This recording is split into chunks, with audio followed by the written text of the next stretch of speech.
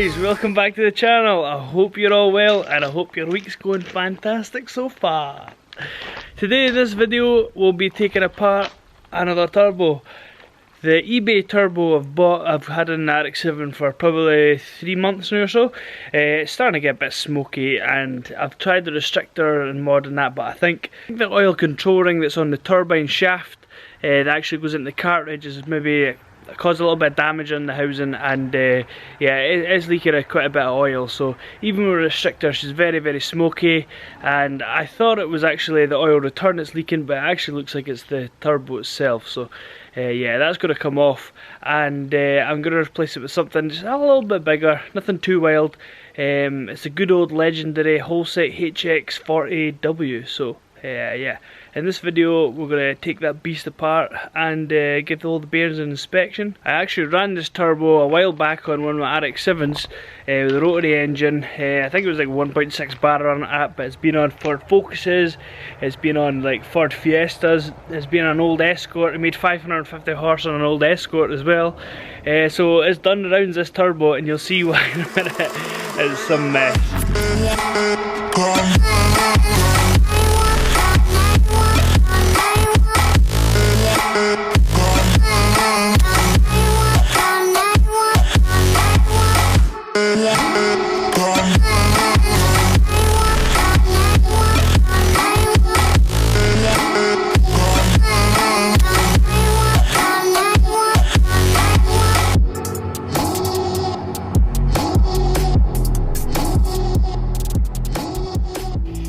So yeah guys, this is the unit here.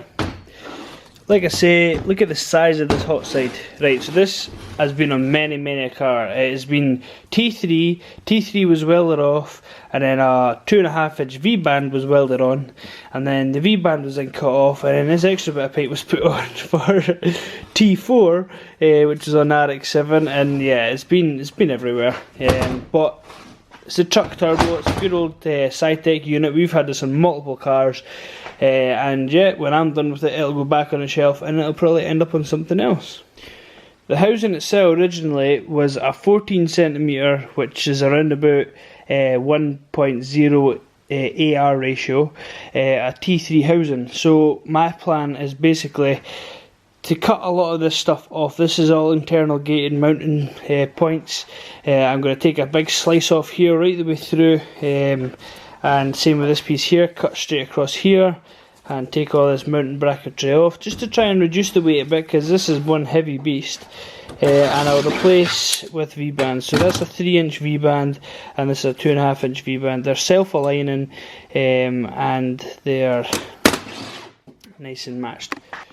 So this video, what I'm planning on doing is I want to try and crack off these bolts, crack off this front housing. I want to try and take the whole compressor housing off and the turbine housing off, and then we're going to look down at actually taking apart the turbo itself and inspecting the thrust bearings. It does feel like there's no actual play at all. There is some slight play to the side, but that's to be expected from a journal bearing turbo. So yeah, first things first, I'm going to whip off these bolts. I'll say whip them off, I'm most likely going to need the gas. Crack them off and see where we're at.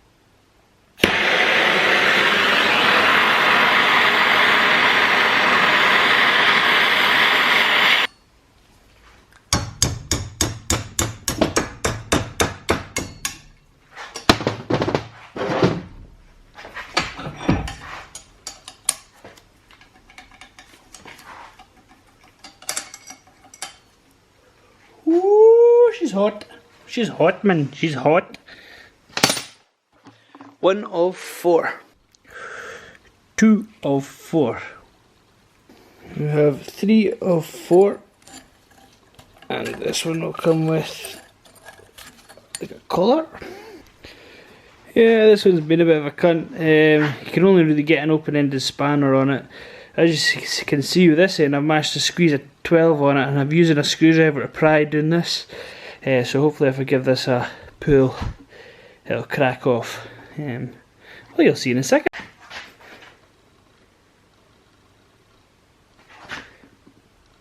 Oh ho ho, someone's moving. Oh yes.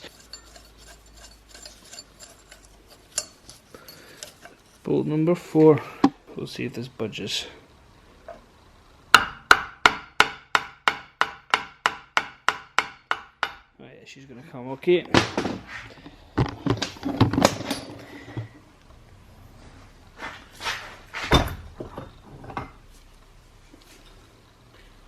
Oh, beautiful.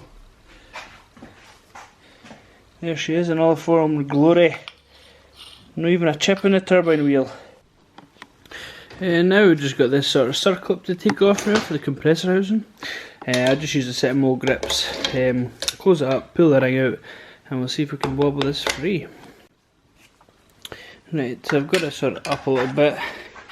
Just come around here.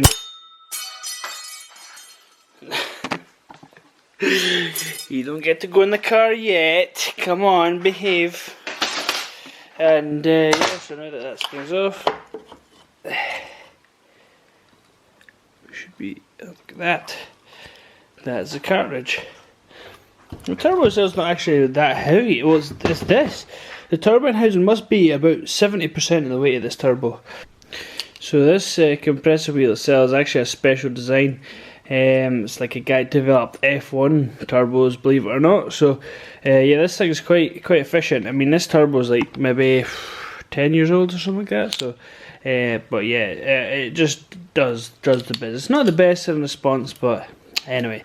Right, so basically what I want to make sure is, because this is balanced, it's half getaway doing it. However, I find instead of marking the shaft, you know, if you mark the shaft, go ahead, zoom in, you bastard. If you mark the shaft here and there, if you're out half a mil there, you're going to be out a good bit at the far end. So basically I like to mark it at the very tips here and here, so that way then I can keep that pretty much bang on in line, and then I don't have to worry about rebalancing.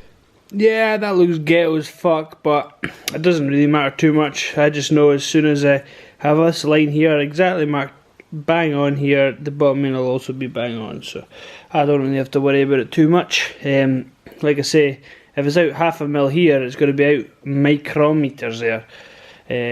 So yeah, this is enough for balancing, I find, with turbos anyway. I'm sure somebody's going to comment like, oh my god, sacrilege, you gotta fucking blow the thing up, but I've done it for years like this and it's never been an issue. But yeah, so what I'm going to do here is I'm going to take this off here. This is probably 11 mil. And you've got to remember, these are like a left-handed thread, so normally you would loosen off this way, but this you're going to have to loosen off this way. So let's get the socket on there and see if she cracks off.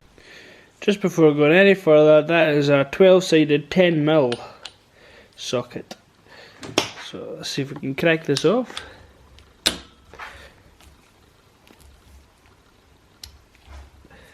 And this way we actually need to go. See, I almost went the wrong way there. Oh yes.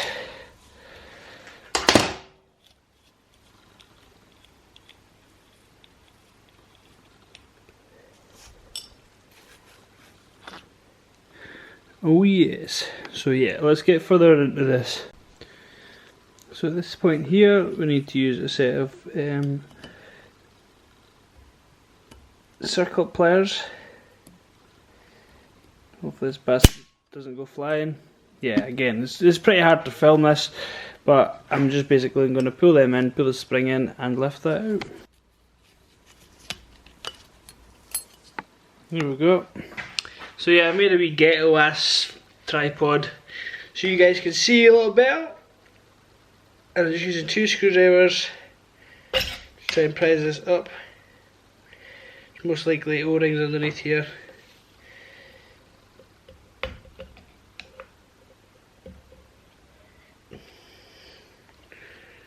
Of some sorts. Yeah. And there we have it. We've got sort of a drip tray, our thrust bearing, our main collar. And it's good to know that this has actually got a 360-degree thrust bearing, so I'll show you what I mean by that in a second. So yeah, as you can see, you've got a collar, drip tray, and you know, you got your oil control ring and this one here to stop your oil pressure leaking through. So yeah, we'll stick that down in the pile. And in here I've got the 360° thrust bearing. It should just pop out.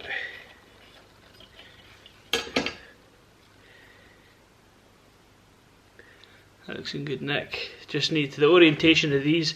You just need to make sure that the hole on this side is actually fed for the oil pressure.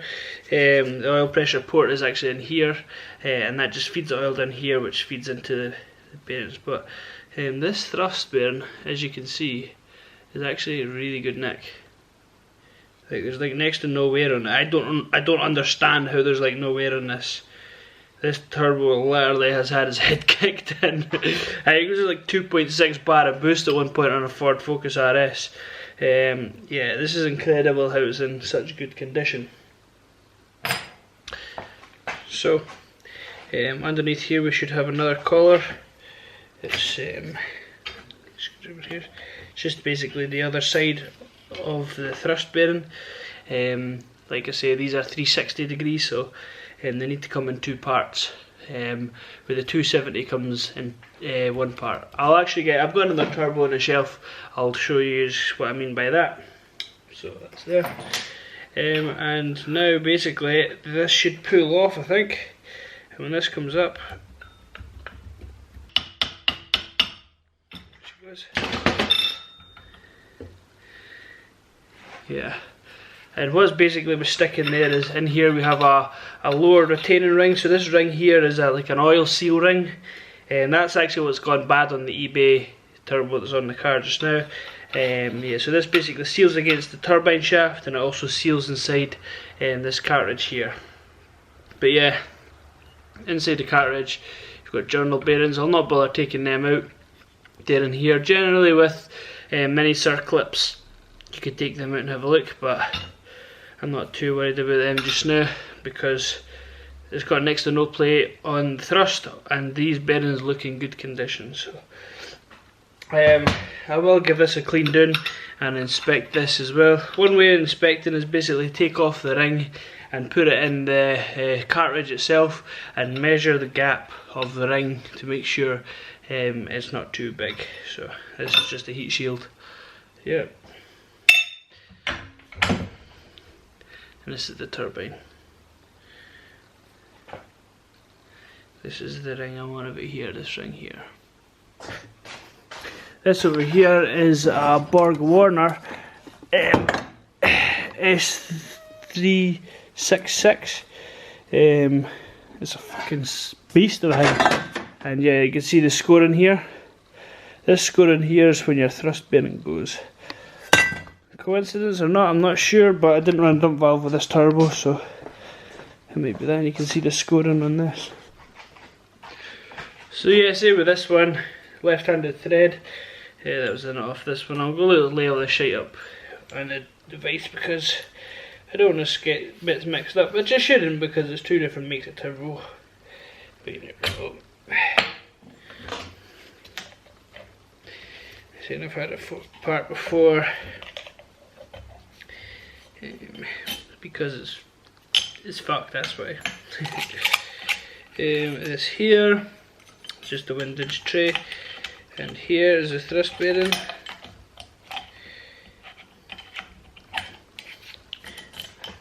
Right, so now I'm going to show you guys the difference between 270 and 360.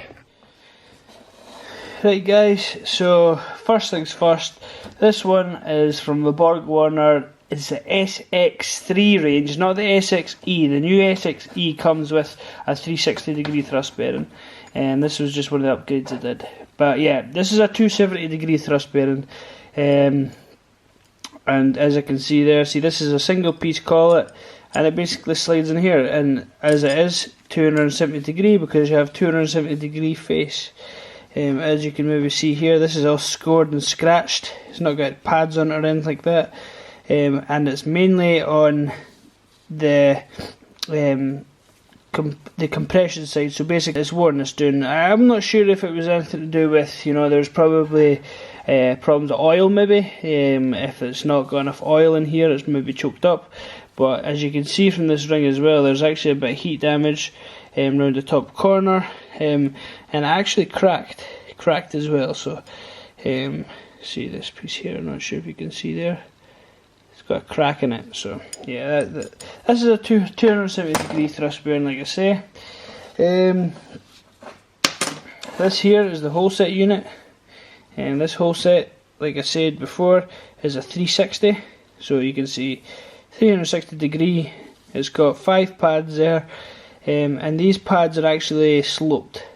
So that's a good upgrade to have. I'm not sure if they come standard with that. I'm not sure if it's been rebuilt before, but to have sloped pads is always like a nice idea.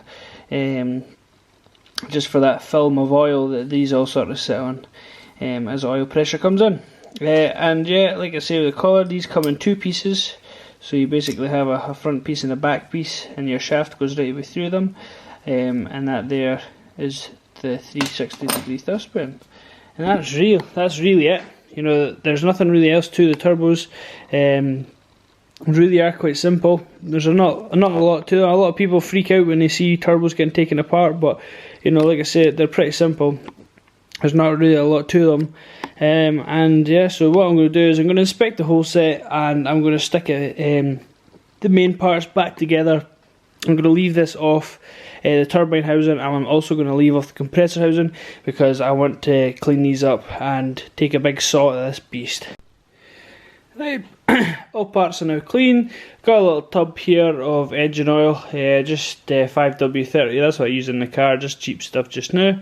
I've given the body a bit of a clean. I've looked at the back and the seal faces and stuff like that. Everything looks good. I've also cleaned up the shaft as well, so as you can see, it's not burnt anymore. And the top oil control ring itself has also had a nice bit of a clean. It all looks in spec and it's all nice tight tolerance. I can't believe it is, but anyway, I'm going to stick this in the vise and then yeah, we'll reassemble it. I'll stick you back up on the wheel so you can watch what I'm doing on reassembling the whole set. Fuck off. See, does anyone actually know any decent settings for a G7X Mk2 for like focus and stuff? I swear to God, I cannot get this fucking camera to work right. I'm not very good at cameras, but you know, we'll see how we get on. Right, so here, turbine. Get a little bit of oil. Just lubing up the shaft. Always lube up your shaft. It's always good to lube your shaft. I'm just going to stick a bit around the back there as well. Just when I put the journals in, it's dry. It's not dry, sorry, I should say. And guide this in here. And this piece here, I need to wiggle around until she sits down fit. Actually, no. Forgot the fucking heat shield. Get the heat shield on first, and then you can stick this bastard on. There we go. Right, that's that seal at the bottom there. Next is going to be this backing washer here. It's like a backing plate for the thrust bearing. Next thing we're going to stick in is the thrust bearing, and make sure the oil port is actually facing down the way to the oil port in the cartridge itself. The other side of it as well, give that a bit of an oil, and oil the pads on this side, just for the initial sort of startup, but it'll just have no oil for a slight second.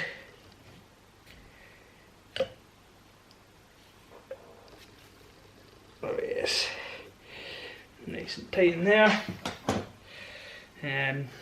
Circlip, put the circlip in. Tapered side, I like to put the tapered side up.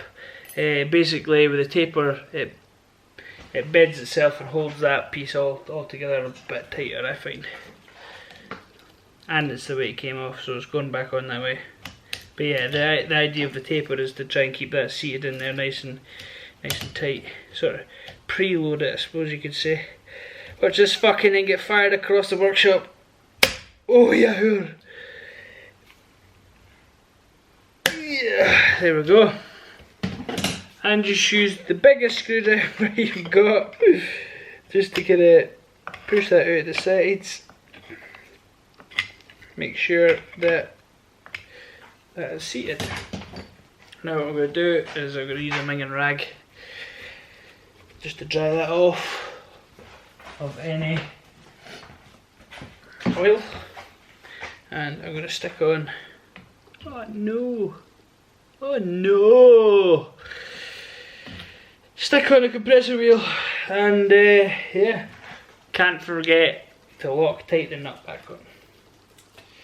Always Loctite the nut on, in my opinion, because I've seen far too many fucking come off and try and go through the fucking turbo and fire this beast on backwards.